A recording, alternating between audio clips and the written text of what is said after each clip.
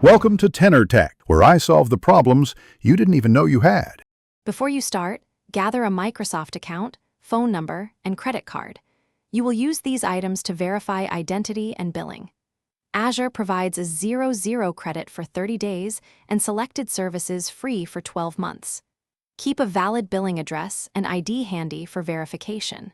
Create or confirm your Microsoft account email beforehand to speed the process. This preparation reduces delays and helps avoid verification errors during sign-up or when activating free services.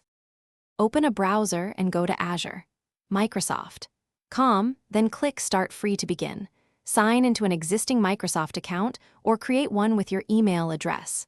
Enter your phone number and complete SMS verification for security and identity checks. Add a credit or debit card to confirm billing and unlock the 0 credit for 30 days. Review and accept subscription terms, privacy settings, and directory choices to complete account creation and activate free services immediately. After sign-up, sign into the Azure portal and enable multi-factor authentication for account security.